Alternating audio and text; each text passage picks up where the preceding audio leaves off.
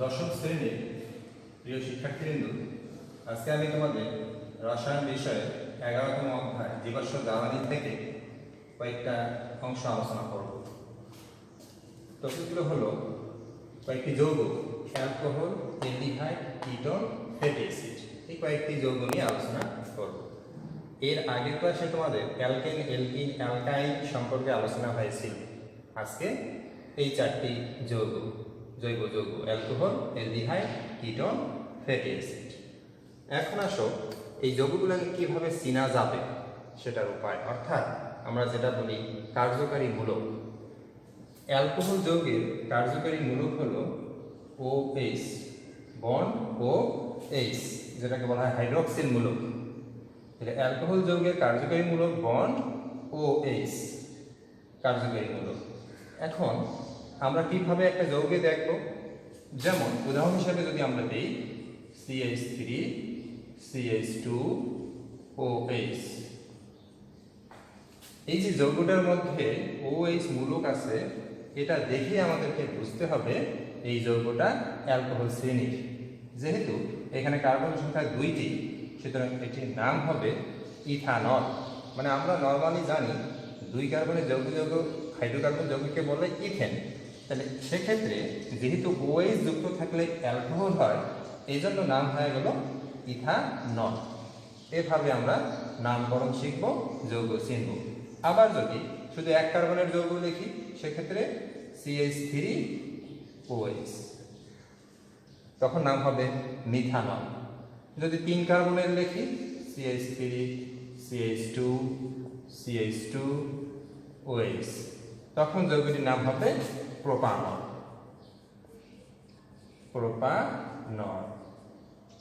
এটা methanol, ethanol. এই হলো অ্যালকোহল সম্পর্কে। এভাবে 4 কার্বন হলে বিউটানল, 5 কার্বন হলে পেন্টানল চলতে থাকবে। যা হোক, তাহলে অ্যালকোহল শ্রেণীর যৌগ আমরা এভাবে চিনব, যৌগে OH মূলক থাকবে। এখন এখানে আরেকটি কথা, OH মূলক যে সবসময় শেষের কার্বনে থাকবে এমন কথা নয়।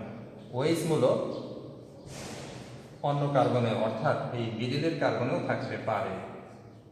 সেক্ষেত্রে কার্বনের বন্ধন মিলিয়ে হাইড্রোজেন সংখ্যা মিলিয়ে দিতে হবে।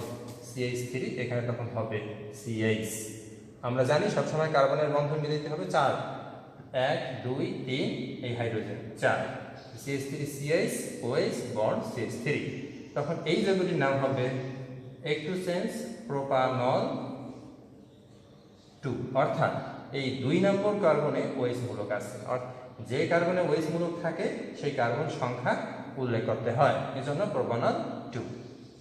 এই গেল অ্যালকোহল শ্রেণী সম্পর্কে সাধারণ ধারণা, কিভাবে নামকরণ করা যাবে, কিভাবে যৌগ চেনা যাবে।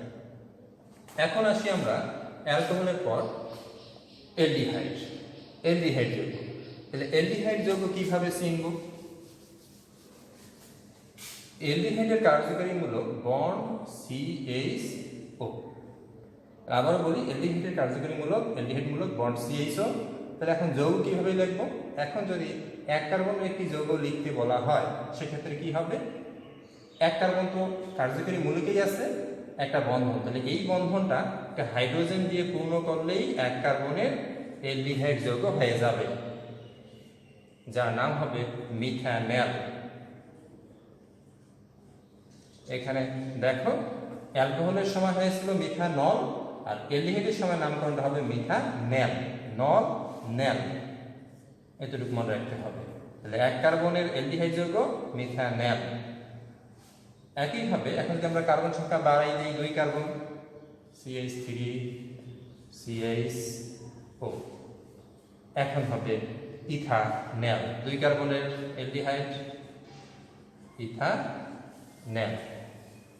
আবার যদি 3 কার্বন, আরেক কার্বন সংখ্যা বাড়াই দেব,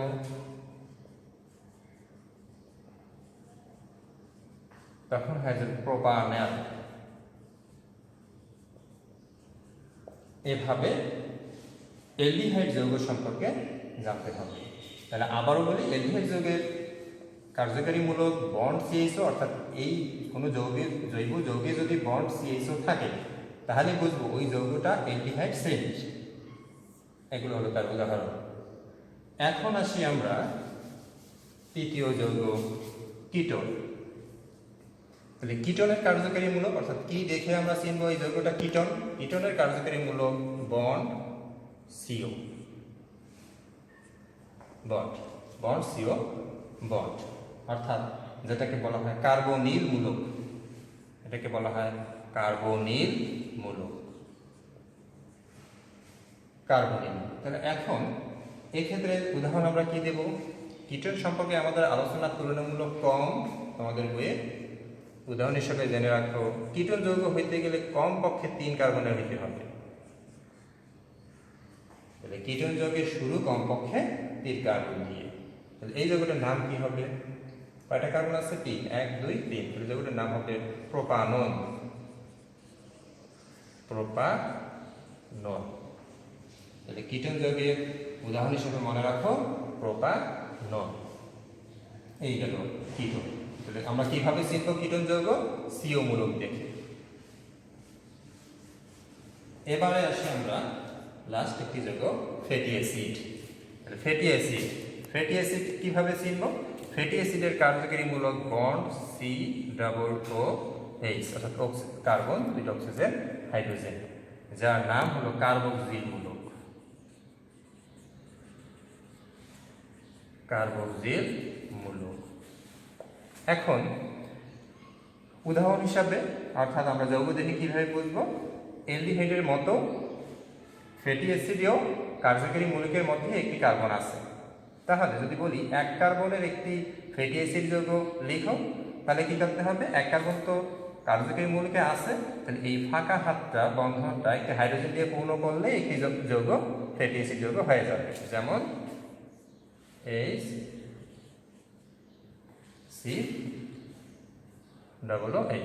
এই যৌগটার নাম হবে 1 কার্বনের ফ্যাটি অ্যাসিড যৌগ। নামকরণটা কিভাবে হবে? 1 কার্বন থাকলে জানি মিথেন ওইক অ্যাসিড, এখানে যুক্ত হবে ওইক অ্যাসিড, তাহলে মিথানোইক অ্যাসিড। Methanoic acid. তাহলে আবারও বলি, মিথেন যোগ ওইক অ্যাসিড, তাহলে মিথানোইক অ্যাসিড। এখন যদি 2 কার্বনের যৌগ লিখতে চাই তাহলে কি হবে? আগের মতোই CH3COOH, এটার নাম কি হবে? Ethanoic acid. Ethanoic acid. ঠিক একইভাবে যদি 3 কার্বন লিখতে চাই, CH3CH2COOH, তখন হবে প্রোপানোইক অ্যাসিড। এভাবে আমরা 3 4 কার্বন হলে বিটানোইক, 5 কার্বন হলে পেন্টানোইক অ্যাসিড, এভাবে কার্বন সংখ্যার ভিত্তিতে অ্যাসিডগুলোর নামকরণ ভিন্ন হয়ে যাবে। তাহলে শিক্ষার্থীবৃন্দ, তোমরা আজকে alcohol, aldehyde, ketone, fatty acid এই 4টি যৌগ সম্পর্কে ধারণা লাভ করতে পারবে এই লেকচার শুনে। প্রথমত অবশ্যই তোমরা মনে রাখবে যৌগগুলোর কার্যকারী মূলক। আবারও আমি তোমাদের সুবিধার্থে পাশে লিখে দিচ্ছি সবগুলা। হাইড্রোক্সিল মূলক, অ্যালডিহাইড মূলক, কিটোন মূলক, কার্বক্সিল মূলক। কার্যকারী মূলক মুখস্থ রাখবা, কার্বন সংখ্যা চিন্তা করবা, তাহলে যৌগের নামকরণ শিখে যাবা এবং যৌগগুলো চিনতে পারবা। শিক্ষার্থীবৃন্দ, আজকে ঠিক আছে, এই পর্যন্তই। পরবর্তী ক্লাসে এই যৌগগুলোর প্রস্তুতি এবং যৌগগুলোর বিক্রিয়া সম্পর্কে আলোচনা করব। সবাই সুস্থ থাকো, ভালো থাকো। আল্লাহ হাফেজ।